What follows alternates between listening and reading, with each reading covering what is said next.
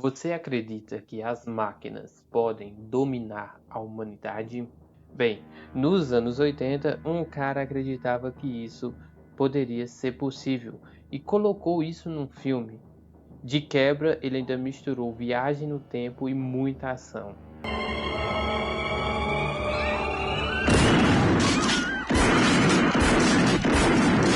E se você não ligou o nome à obra, é óbvio que eu estou falando do James Cameron e o filme The Terminator, O Exterminador do Futuro.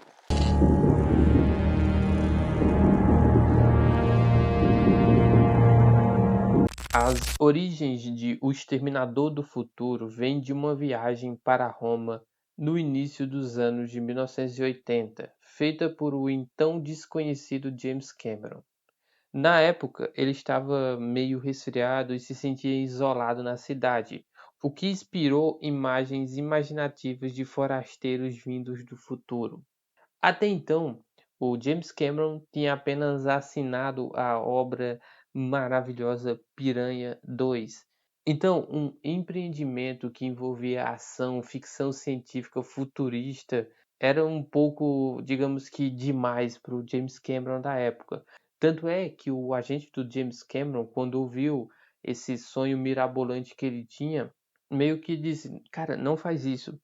E simplesmente o James Cameron dispensou esse agente, e esse agente deve estar chorando no banho até hoje, já que o James Cameron é basicamente o Midas do cinema. Tudo que esse homem toca vira ouro. Porque eu sou rica! Eu sou rica! E claro, hoje em dia a gente sabe que o James Cameron é o cara do Avatar, é o cara que fez Aliens 2, é o cara que fez o Titanic e arrecadou um punhado de Oscars. Mas na época ele era apenas um iniciante que tinha feito apenas um filme meio trash de terror ali com o Piranha 2. Mas em Exterminador do Futuro a gente já percebe que ele tinha talento, porque ele é muito bom em tudo que se propõe.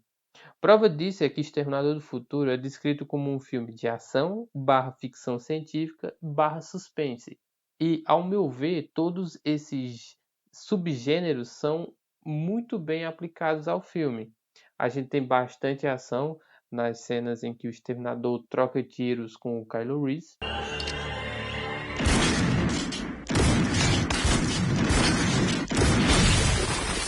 A gente tem suspense nas cenas em que o Exterminador está perseguindo a Sarah Connor. Sarah Connor? Yes.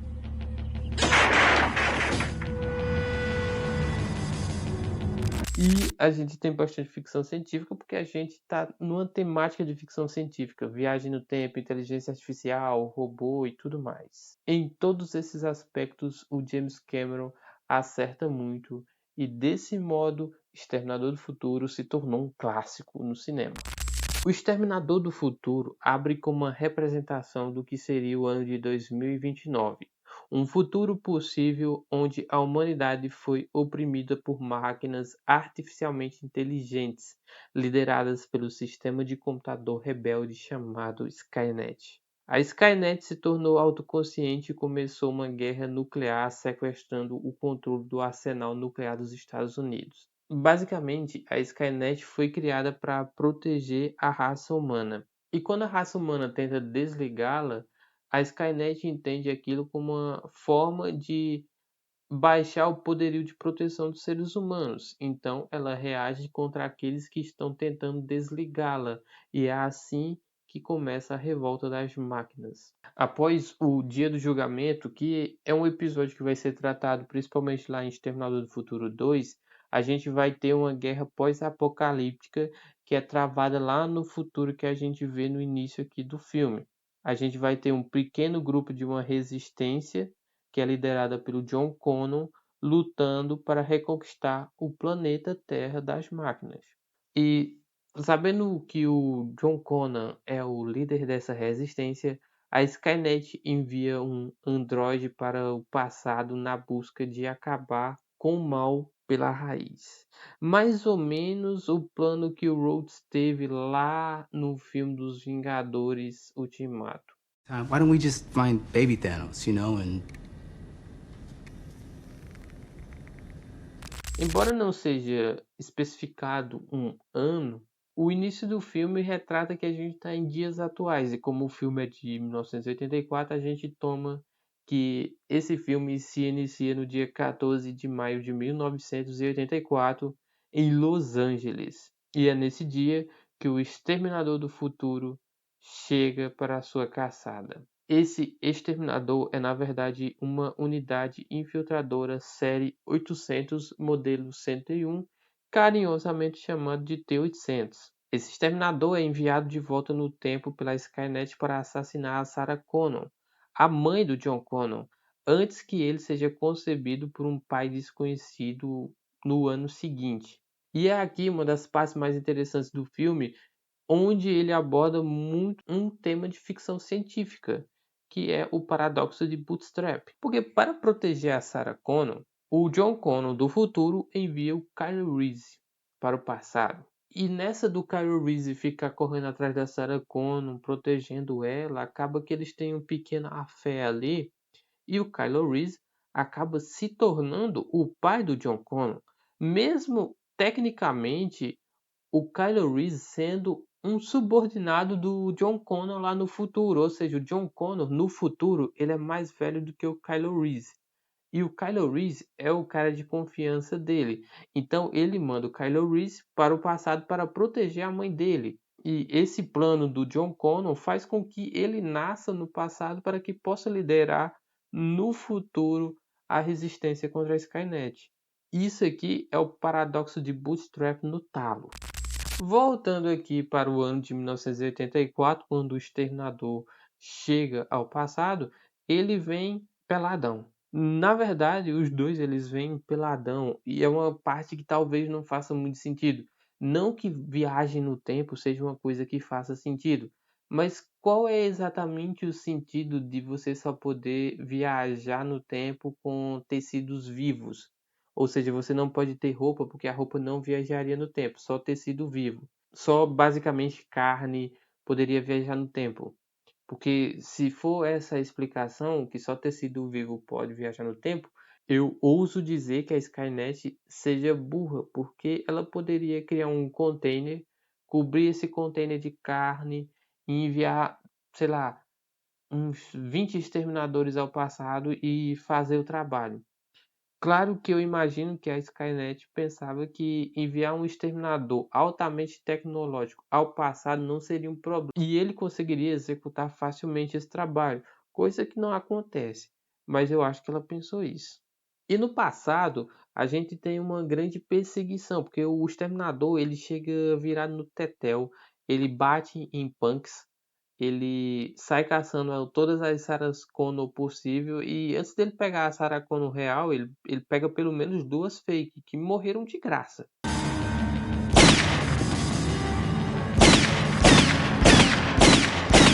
E quando finalmente ele chega para pegar a Sarah Connor real, o Kylo Reese também chega e salva ela. E tudo isso aqui é muito eficaz porque para mim faz muito sentido.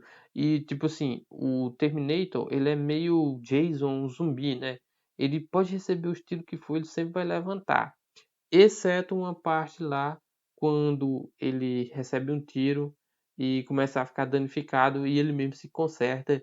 E aí a gente percebe talvez um dos poucos erros, que é esse erro da maquiagem, porque a gente vê claramente ali que é um robozão que está se ajeitando.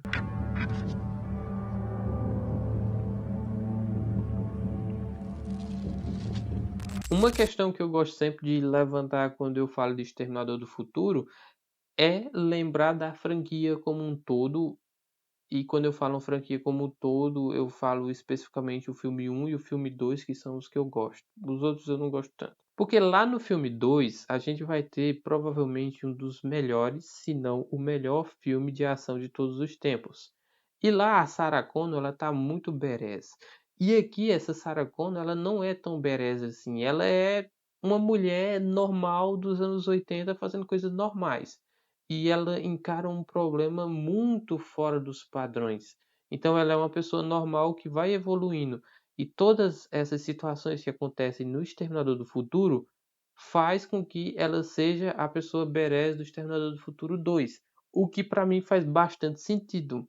Nesse primeiro filme, a Sarah é basicamente uma runner. Ela fica só correndo para todo lado tentando fugir do Exterminador. Mas a estadia dela com o Kylo, além de fazer com que ela conceba o John Connor um ano depois, faz com que ela aprenda coisas que ela nem sabia que eram possíveis. Ela aprende a fazer bombas e ela fica um pouco paranoica, e eu diria que ela está certa, mas isso tudo faz com que ela vá parar num hospital psiquiátrico depois. Tanto é que Exterminador do Futuro 2, ela tá lá fazendo barra num hospital psiquiátrico.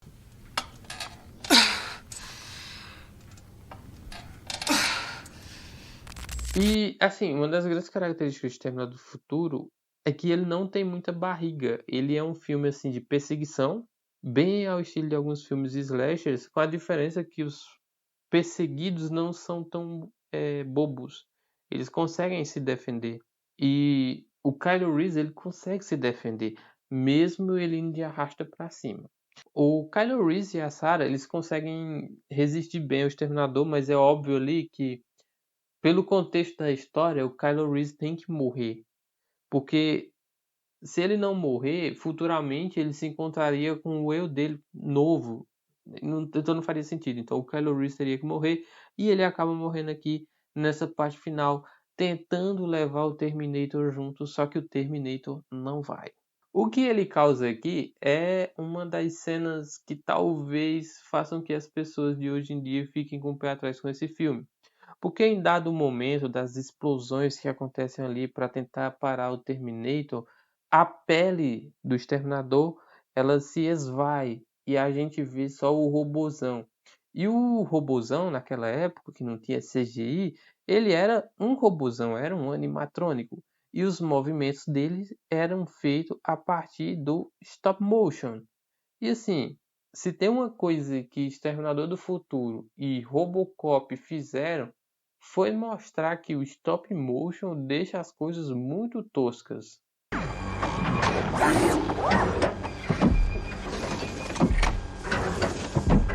E apesar de eu gostar bastante de Exterminador do Futuro, eu sei que algumas pessoas podem torcer o seu nariz quando veem essas cenas do robozão se mexendo.